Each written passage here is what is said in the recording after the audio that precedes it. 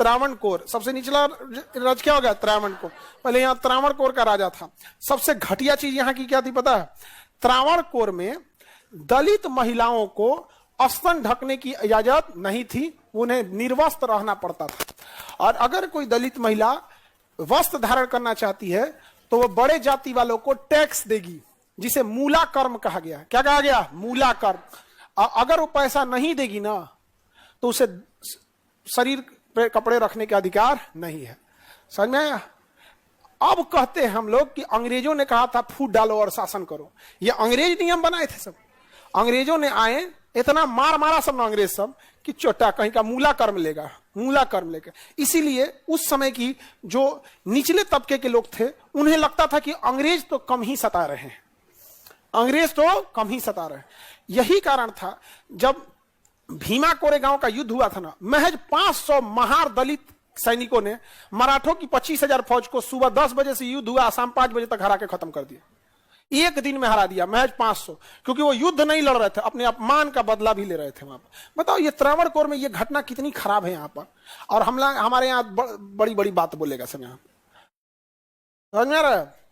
और जो संविधान है वो यही सबको बचा के रखता है।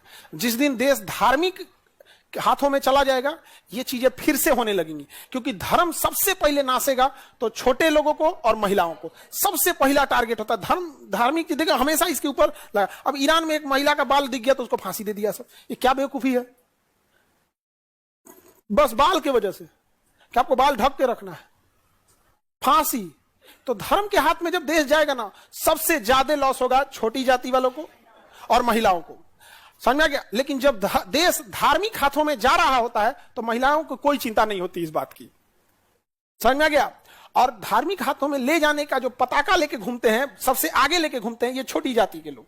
नहीं, आज सबसे पहले थुराएंगे यही लोग, क्योंकि धर्म किसको संरक्षण देता है। तो इसलिए संविधान बहुत जरूरी है। यहां पर देखो, कहीं पे भी अत्याचार की एक लिमिट होती है।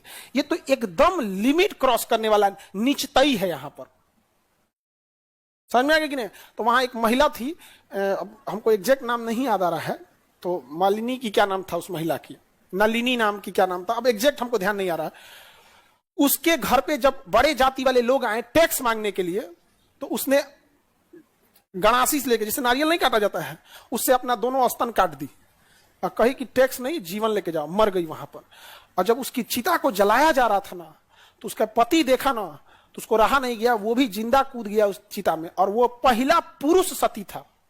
उसके बाद जब ये अंग्रेजों के पास गया ना, तो अंग्रेज इतना मार मारे सब ना, जिसका कोई हद नहीं। आज जो कूदते हैं ना कि हमारे पूर्वज, ये हमारे पूर्वज, सबका पूर्वज पिटाया है, जिसमें हम लोग के भी पूर्वज शामिल है। हम सबका बोल रहे हैं तो हमारे भी शामिल है। अब बहसबाजी के लिए कह दो तो हम ये, तो हम वो, पता नहीं कहां थे। और जितने राजा है ना, ये राजा इसीलिए थे कि अंग्रेजों की गुलामी अच्छे से किए थे, वरना मार के खत्म कर देते सब। यहां पे वीर कुंवर सिंह को क्यों नहीं अंग्रेजों ने पसंद किया? क्योंकि वीर कुंवर सिंह लड़ गए थे, बहादुर थे, लड़ गए थे। यहां पर वीर अब्दुल हमीद लड़ गए थे, बहादुर शाह जफर लड़ गया, झांसी की रानी लड़ गई थी। और जितने राजा महाराजा का बच गया ना, कोई नहीं लड़ा था। ये राजा ही इसीलिए थे कि लड़े ही नहीं थे उनसे। अब भले आप कुछ भी कहिए, नहीं समझ में आ गया तो अलग बात है यहां पर। लेकिन त्रावणकोर भारतीय समाज के ऊपर, पूरे भारत के ऊपर एक धब्बा है कि हम भारतीयों ने ऐसा नीच काम किया है, बहुत गलत काम है आप। तो खैर संविधान आया तो बहुत इस सब को सहूलियत है यहाँ पर। बाकी किसी भी धार्मिक चीजों के देश में हाथ, जब तक देश संविधान के हाथ में रहना चाहिए, बाकी चीजों में नहीं। आई होप आप समझ गए।